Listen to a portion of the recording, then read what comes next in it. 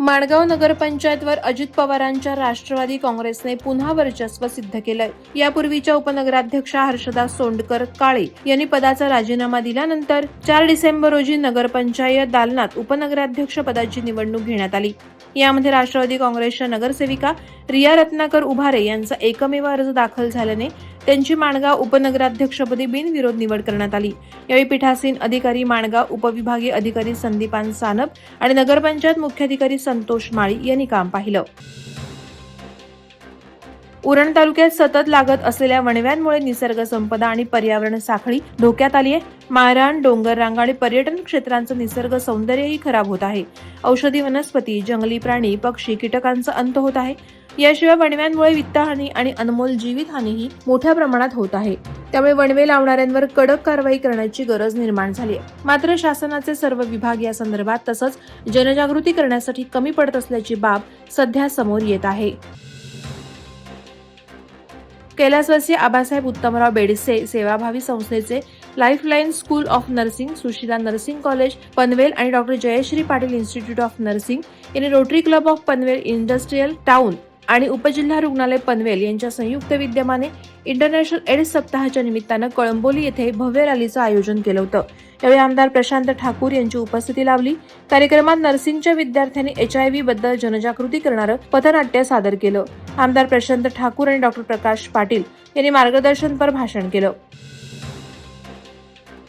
महाराष्ट्र शासनाच्या अखत्यारीत येत असलेल्या उरण पंचायत समितीच्या कार्यालयातून उरण तालुक्यातील 33 ग्रामपंचायत हद्दीतील गावांचा सर्वांगीण विकास साधण्याचं काम शासकीय अधिकारी वर्गांच्या देखरेखीखाली केलं जाते। अशा शासकीय कार्यालयांच्या आवारात सध्या दारूच्या बाटल्या आढळून येत आहेत। त्यामुळे या ठिकाणी दारूच्या बाटल्या येतात कशा, कोण दारूच्या पार्ट्यात रंगून जाते याची सखोल चौकशी करून संबंधित कार्यालयातील अधिकाऱ्यांची सखोल चौकशी करून दोषींवर कठोर कारवाई करावी अशी मागणी नागरिक करतायत।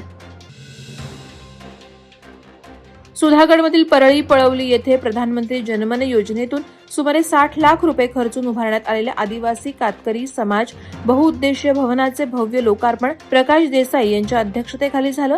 या केंद्रामुळे आदिवासी विद्यार्थ्यांसाठी शिक्षणाचं नवदालन खुलं होणार असल्याचं प्रतिपादन देसाई यांनी केलं। परळी, ढोकशेत, सिद्धेश्वर, विकासवाडी, दहिगाव येथेही अशीच केंद्र सुरू होत असल्याची माहिती त्यांनी दिली। या सोहळ्यात सरपंच साक्षी देसाई, जिल्हा चिटणीस विठ्ठल सिनकर, माजी सभापती उज्ज्वला देसाई तसंच मान्यवर उपस्थित होते। सुप्रसिद्ध डॉ. अशोक जाधव यांनी दिलारा यांची स्थिती पाहून त्वरित खारघर येथील मेडिकव्हर हॉस्पिटलमध्ये दाखल होण्याचा सल्ला दिला। रुग्णालयात दाखल होताना त्यांचं ऑक्सिजन सॅच्युरेशन अवघं 30% होतं। डॉ. शाहिद पटेल आणि डॉ. अदिती जैन यांच्या नेतृत्वाखाली तज्ज्ञ टीमनं दिलारांना जीवघेण्या स्थितीतून बाहेर काढत प्रकृती स्थिर केली। तब्बल 25 दिवसांनी त्या घरी परतल्या। यावेळी त्यांनी सांगितलं, मला वाटत होतं की मी बरी होणार नाही, पण डॉक्टरांनी मला नवजीवन दिलं। नवीन पनवेल वाहतूक शाखेतर्फे स्कूल बस चालक मालक तसंच पोलीस अधिकारी अंमलदार यांची वैद्यकीय तपासणी आयोजित करण्यात आली। वाहतूक पोलीस उप आयुक्त नवी मुंबई यांच्या मार्गदर्शनाखाली आणि वरिष्ठ पोलीस निरीक्षक प्रकाश सकपाळ यांच्या उपस्थितीत हा उपक्रम राबवण्यात आला। लायन्स क्लब पनवेल आणि मेडिकव्हर हॉस्पिटल टीमच्या सहकार्यानं विविध तपासण्या करण्यात आल्या।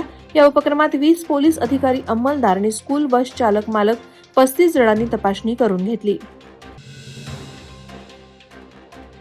अलिबाग शहरातील भूमिगत गटार प्रकल्पाची कामं पुन्हा वेगानं सुरू झाली असून माजी नगराध्यक्ष प्रशांत नाईक यांनी प्रत्यक्ष स्थळी जाऊन पाहणी केली। काही दिवसांपासून मंदावलेलं काम नव्याने सुरू झाल्याने त्यांनी गुणवत्ता, गती आणि नियोजनाबाबत माहिती घेत ठेकेदार आणि अधिकाऱ्यांना आवश्यक निर्देश दिले। शहराच्या स्वच्छता आणि आरोग्य सुविधांसाठी हा प्रकल्प अत्यंत महत्त्वाचा असल्याचं त्यांनी स्पष्ट केलं। नागरिकांच्या समस्यांवर तोडगा निघण्यासाठी काम वेळेत पूर्ण होणं गरजेचं असल्याचं त्यांनी नमूद केलं। माणगाव तालुक्यात प्रहार दिव्यांग क्रांती माणगाव संघटनेतर्फे जागतिक दिव्यांग दिनाचा मेळावा उत्साहात साजरा करण्यात आला। माणगाव कुणबी भवन मंगल कार्यालय येथे झालेल्या या कार्यक्रमात दिव्यांग बांधवांनी मोठ्या संख्येनं हजेरी लावली। कार्यक्रमास प्रहार दिव्यांग क्रांती संघटनेचे कोकण विभाग अध्यक्ष आणि राज्य सचिव सुरेश मोकल, रायगड जिल्हा अध्यक्ष सुनील घडमोडे, उपाध्यक्ष पांडुरंग डांगरेकर, महिला जिल्हा अध्यक्षा रमाताई चोगले आदी मान्यवर उपस्थित होते। उपस्थित मान्यवरांनी मार्गदर्शन करून दिव्यांग दिनाच्या शुभेच्छा दिल्या। वादळवारा लाईव्हसाठी न्यूज ब्युरो, रायगड। नवी मुंबई व रायगड जिल्ह्यातील ताज्या बातम्या आणि घडामोडींसाठी सबस्क्राईब करा वादळवारा लाईव्ह चॅनल आणि दाबा बेल आयकॉन।